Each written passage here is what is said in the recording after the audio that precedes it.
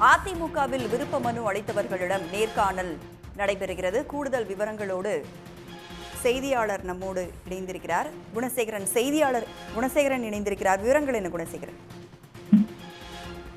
அதிமுக சார்பில் வரக்கூடிய இந்த 2026 சட்டமன்ற தேர்தலை எதிர்கொள்ளும் வகையில் விருப்ப மனு பெறக்கூடிய பணி என்பது கடந்த டிசம்பர் மாதம் தொடங்கியிருந்தது. இந்த நிலையில் இந்த விருப்ப மனுவினை சுமார் 10,500 பேர் வழங்கியிருந்தார்கள். அதில் எடப்பாடி பழனிசாமிக்காக 2,700 பேரும், மீதம் இருக்கக்கூடிய ஒரு 7,500க்கும் மேற்பட்ட விருப்ப மனுக்கள் தங்களுக்காக ஒவ்வொரு தொகுதியிலும் போட்டியிடுவதற்கான விருப்ப மனுக்களை வழங்கியிருந்தார்கள். இந்த நிலையில் 3வது நாளாக இன்றைய தினம் இந்த விருப்ப மனு வழங்கியிருக்கக்கூடிய அந்த நபர்களுடன் நேர்காணல் நடைபெற்று வருகிறது.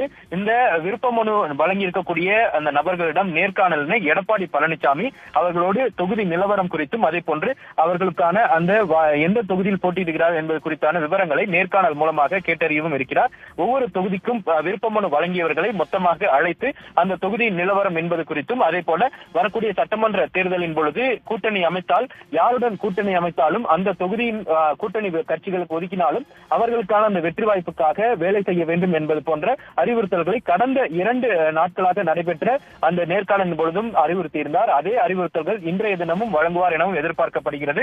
இந்த நிலையில் இன்று காலை விருதுநகர், கடலூர், நாகப்பட்டினம், மயிலாடுதுறை, அதே போல திருச்சி உள்ளிட்ட மாவட்டங்களில் இருக்கக்கூடிய தொகுதிகளுக்கான அந்த நேர்காணல் நடைபெற இருக்கிறது. அதனைத் தொடர்ந்து இன்று மாலை திருச்சி, அரியலூர், பெரம்பலூர், கிருஷ்ணகிரி, தருமபுரி ஆகிய மாவட்டங்களில் இருக்கக்கூடிய தொகுதிகளுக்கான அந்த நேர்காணல் வழங்கிய நபர்களிடம் நேர்காணல் என்பது நடைபெற இருப்பதும் குறிப்பிடத்தக்கது. இந்த நிலையில் இன்னும் 2 கட்டங்களாக, மொத்தமாக 5 கட்டங்களில் 3வது நாளாக இன்றைய தினம் நேர்காணல் நடைபெறுகிறது. அடுத்த 2 தினங்களுக்கும் நாளை மற்றும் 23ஆம் தேதி என மொத்தமாக 5 கட்டங்களாக இந்த நேர்காணல் நடைபெற இருப்பதும் குறிப்பிடத்தக்கது. விவரங்களை பகிர்ந்து கொண்டமைக்கு நன்றி குணசேகரன்.